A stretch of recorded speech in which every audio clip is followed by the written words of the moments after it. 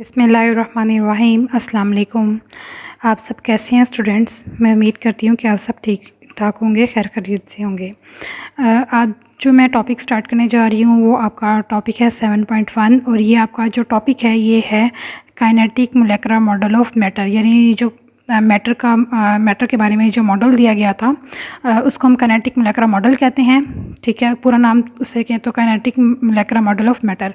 और इसका आपके पास जो है ना, ये आपको लॉन्ग क्वेश्चन में भी आ सकता है, आपको शॉर्ट क्वेश्चन में भी आ सकता है। अगर हम शॉर्ट क्वेश्चन की बात करें ना, तो आपको क्वेश्चन किस तरह से आएगा, यह आ सकता है कि right important features of kinetic molecular model. ठीक है, इसके अपने इंपॉर्टेंट फीचर्स बताने हैं इस मॉडल के, यानी इसके जो अहम नुकात हैं आपने वो बताने हैं। तो फिर अगर आपको 2 नंबर का शॉर्ट क्वेश्चन आता है तो आप सिर्फ इसके जो है वो पॉइंट्स लिखेंगे और वो आप किस तरीके से लिखेंगे कि kinetic molecular model of matter has important features, this are, इसके इंपॉर्टेंट फीचर्स हैं। और नंबर 1 वाला जो है आप ये बताएंगे कि matter is made up of the small particles called molecule, यानी कोई भी मैटर जो होता है वो छोटे छोटे पार्टिकल्स से मिलकर बनता है और उन पार्टिकल्स को हम मॉलिक्यूल्स कहते हैं।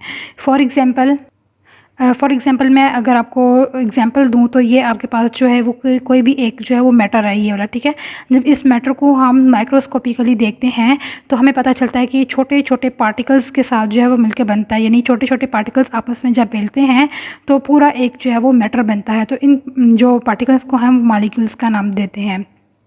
फिर हम सेकंड पॉइंट में देखते हैं कि जो मॉलिक्यूल्स होते हैं they remain in continuous motion, यानी ये जो मॉलिक्यूल्स हैं ये कॉन्टीन्यूसली मूव कर रहे होते हैं अपनी जगह पे, वो स्टेबल नहीं होते, अपनी जगह पे वो जुड़े नहीं होते, बल्कि वो क्या होते हैं, कॉन्टीन्यूसली मूव करते हैं। जैसे आप ये डायग्राम में देखें कि जैसे गैस के पार्टिकल्स जो हैं वो मूव कर रहे होते हैं। ठीक है, अभी ये वाला पार्टिकल जो है वो इस लम्हे यहाँ पे है, तो नेक्स्ट टाइम में क्या होगा कि ये मूव करके यहाँ पे चला जाएगा। ठीक है, उससे अगले लम्हे मूव करके ये यहाँ पे चला जाएगा। तो इट्स मीन ये पार्टिकल जो है ये अपनी जगह पे रेस्ट में नहीं है। जिस तरह से ये पार्टिकल्स मूव करते हैं तो हम कहते हैं ये पार्टिकल्स जो होते हैं ना ये कॉन्टीन्यूस मोशन के अंदर होते हैं और अपनी जगह पे फिक्स नहीं होते। ठीक है, और थर्ड पॉइंट में हम ये देखते हैं कि जो मॉलिक्यूल्स होते हैं, यानी ये जो छोटे छोटे टानी पार्टिकल्स होते हैं, ये क्या करते हैं, ये अट्रैक्ट ईच अदर, ये अपने एक दूसरे को अट्रैक्ट करते हैं, यानी एक दूसरे को रिपेल भी करते हैं और एक दूसरे को अट्रैक्ट भी करते हैं। ठीक है, तो ये हमारे पास जो था ये काइनेटिक मोलेकुलर मॉडल था और ये आपको जो है वो 2 नंबर का क्वेश्चन आता होता है।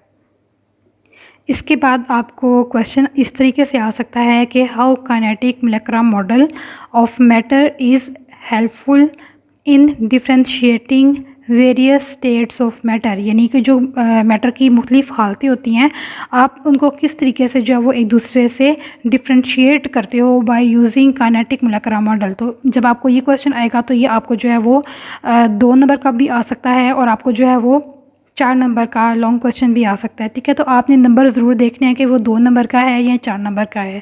अगर तो आपको शॉर्ट क्वेश्चन आता है तो आप जो है वो सॉलिड, लिक्विड और गैस जो है वो तीनों को जो है वो आप एक्सप्लेन करें। ठीक है, ऐसे जो है वो लाइंस लगाएं आपस में, एक तरफ सॉलिड लिखें, एक तरफ जो है वो गैस लिखें और एक जो है वो लिक्विड लिखें और उनको जो है वो आप डिफ्रेंशिएट करें किसी एक प्रॉपर्टी को लेकर। फॉर एग्जांपल जो है वो आप डिस्कस करने पहले शेप को डिस्कस करें। आप बताएँ कि सॉलिड की शेप इस तरीके से है।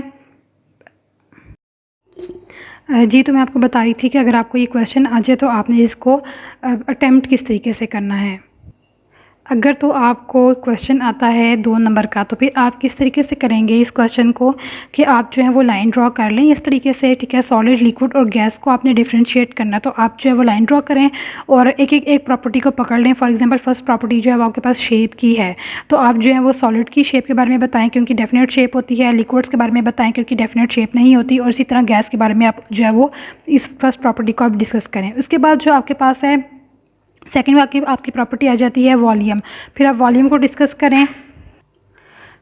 सेकंड प्रॉपर्टी के बारे में आप बताएंगे वॉल्यूम। फॉर एग्जांपल अगर आप डिस्कस करना चाहते हैं तो आप बताएं सॉलिड्स में उनका वॉल्यूम किस तरह का होता है, लिक्विड में किस तरह का होता है, गैसेस में किस तरीके से आप उसको डिस्कस करेंगे। ठीक है, अगर तो आपको 2 नंबर का आ जाएगा तो ये इनफ होता है। ठीक है, 2 नंबर में आप जो है वो 2 प्रॉपर्टीज़ को डिस्कस करें, इनफ है ये। लेकिन अगर आपको जो है फॉर एग्जाम्पल ये 4 नंबर का आता है, 6 नंबर का आता है तो फिर आपने क्या करना है, इनकी नेक्स्ट प्रॉपर्टीज़ को भी आपने इसी तरीके से जो है वो डिस्कस करना है। ठीक है, तो अगर आपके पास फॉर एग्जाम्पल 4 नंबर का क्वेश्चन आता है तो इसकी जो वो तीसरी प्रॉपर्टी डिस्कस करें, फिर इसके जो फोर्थ प्रॉपर्टी आप कोई भी ले लें और उसको जो है वो आप डिस्कस करें। तो इस तरीके से जो है वो आपको पूरे एग्जामिनर नंबर देगा। और मैं आपको यहाँ से बता दूं कि ये आपने जो है सॉलिड वाला कंप्लीट लर्न करना है, साथ में इसकी डायग्राम आपने ड्रॉ करनी है। डायग्राम भी आप बना लें, यानी सॉलिड की डायग्राम बना लें सॉलिड के नीचे, और जो लिक्विड वाला आपका कॉलम होगा उसके नीचे आप लिक्विड की डायग्राम ड्रॉ कर लें, और गैस वाले कॉलम के नीचे आप उसकी डायग्राम ड्रॉ कर लें। तो इससे भी जो है वो काफ़ी अच्छा जो है इंप्रेशन पड़ता है। इसके बाद आप लिक्विड्स वाला जो है वो आपने कम्प्लीट करना है, और लिक्विड की जो है वो आपने ये डायग्राम ज़रूर ड्रॉ करनी है। इसके बाद आपके पास गैस का क्वेश्चन आ जाता है, तो आपने गैस की भी डायग्राम ज़रूर ड्रॉ करनी है।